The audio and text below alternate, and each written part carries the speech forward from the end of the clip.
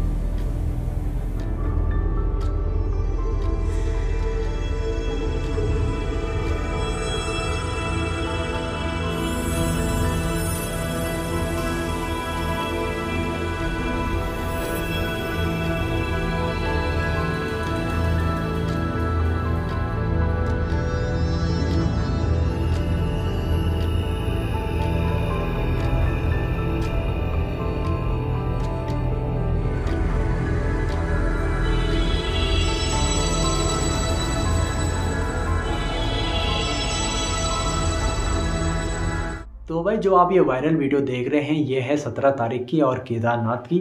तो जैसे ही video viral होती है और पुलिस प्रशासन तक पहुंचती है, पुलिस प्रशासन तुरंत एक्शन में आ जाती है और अगले ही दिन एक टीम पहुंच जाती है केदारनाथ और पूछताछ करने पर पता चलता है कि जो व्यक्ति वीडियो में पाया गया है वो व्यक्ति वहाँ पर काम करने वाला मजदूर है और गावर नामक एक कंपनी का मजदूर है और विगत कहीं महीनों से वो केदारनाथ में ही है। और अब उनकी टीम वहाँ से जाने वाली थी, इसलिए वो वहाँ पर थोड़ा दर्शन के लिए भी गया था और साथ ही साथ उसने थोड़ा साइड मनी भी कमा ले। ठीक इस प्रकार का ये घटना घटित हुआ था। तो अब वो इस मामले में अब आगे क्या कार्रवाई हुई, तो इस मामले में कार्रवाई ये हुई कि जो सज्जन कुमार जी हैं और जो उनके ठेकेदार हैं उनके खिलाफ एक्शन लिया गया और वो अब उन पर मुकदमा कर दिया गया है। तो अब वो जेल में होंगे। और बहुत सारे लोग पूछ रहे थे कि भाई जब पुलिस वहाँ पर थी तो ये व्यक्ति वहाँ कैसे पहुँच गया। तो मेरे भाइयों, पुलिस नीचे थी और पुलिस भी उनको ऐसा मजदूर ही देख रही थी, उनको नहीं पता था कि ऊपर जाके ये सब कांड ये करने वाला है। और जैसे ही नीचे उन्होंने CCTV कैमरे पर इस प्रकार की फुटेज देखी तो उन्होंने तुरंत ही एक्शन लिया। तो ये काम किया भाई, है ना। बाकी मजदूर नहीं होता तो शायद पुलिस वाले वहाँ किसी को आने नहीं देते, क्योंकि आजकल मैं खुद नहीं जा पा रहा हूँ। ठीक है, तो भाई खबर तो इतनी है, लेकिन इसके पीछे मैं आपको एक चीज़ बोलना चाहता हूँ कि अक्सर केदारनाथ में लोग दिखावटी के लिए आते हैं, रील के लिए आते हैं। जैसे इस भाई ने देखो, बहुत लोग अब ये बोल रहे थे कि भाई ये पक्का अदर धर्म का होगा, अदरवाइज हिंदू होता तो वो जाता ही नहीं जूते लेकर। लेकिन भाई ये सज्जन कुमार है और हिंदू ही है, लेकिन ये इसने देखा कि भाई कोई नहीं देख रहा, मुझे भोलेनाथ भी नहीं देख रहे क्योंकि मंदिर तो बंद है, क्या ही देखेंगे, तो ये जूते लेकर चला गया। तो अब मेरे को एक बात बताओ, आस्था कहाँ है? आस्था तो वो होती है ना, जो चाहे आपको कोई देख रहा हो ना देख रहा हो, आप अपने धर्म पर रहें। कि अगर मंदिर में, हमारे धर्म ये है कि मंदिरों में जूते लेकर नहीं जाते हैं, और अगर आपने लेदर की जैकेट या फिर बेल्ट पहनी है वो भी उतारना पड़ता है।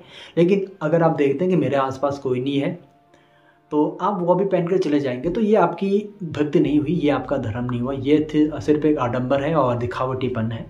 तो मैं आने वाले सभी यात्रियों से एक निवेदन करना चाहता हूँ कि अगर आप केदारनाथ ही नहीं बल्कि किसी भी धार्मिक स्थान पर जाते हैं, मंदिरों में जाते हैं, तो आप ये मत देखिए कि कौन आपको देख रहा है, फिर ये देख रहा है वो नहीं देख रहा। आप सीधे सीधे अपने धर्म के अनुसार चले। अगर आपने जूते उतारना है, आपके धर्म में जूते उतारना लिखा है तो आप उतारिए। अगर आपने बेल्ट पहनी है लेदर वाली तो वो भी उतारिए, और पर्स वगैरह उतारिए, है ना। ये होती है सच्ची भक्ति। और एक भाई ने मुझे कमेंट किया था जब मैंने एक न्यूज़ डाली कि केदारनाथ में अब सुरक्षा बढ़ाई गई है। उस भाई ने कमेंट किया था कि भाई केदारनाथ में सुरक्षा की क्या ज़रूरत है, क्योंकि वहाँ तो भोलेनाथ का मंदिर है। तो मैंने उसका उत्तर पहले भी दिया था और अब भी दे रहा हूँ कि कोई भी चोर ये देखकर चोरी नहीं करता है कि वो किसका दरबार है, भगवान का दरबार है या फिर किसी इंसान की तिजोरी। वो चोरी करता है, बस उसकी सोच है कि मैंने चोरी करनी है तो चोरी करनी है, तब वो चाहे भगवान का दरबार हो या फिर इंसान की तिजोरी हो। तो ये बात शायद आपको उस समय समझ ना आई हो, लेकिन आज तो आपको पक्का समझ आ गई होगी मैंने क्यों बोला था। ठीक है, बाकी रही भाई केदारनाथ की बात, तो केदारनाथ बाबा तो उसको सज़ा नहीं देंगे, क्योंकि इससे छोटी मोटी चोरी पर क्या ही सज़ा देंगे। लेकिन भैरवनाथ उसको ज़रूर सज़ा देंगे, क्योंकि भैरवनाथ केदारनाथ जी के एक रक्षक हैं और एक हम कह सकते हैं उस भूमि के मालिक हैं 6 महीने के। तो इस प्रकार की घटना नहीं होनी चाहिए, और आने वाले दिनों में भी आप इसका विशेष ध्यान रखिए। बाकी जय श्री केदार, अपना ध्यान रखिए।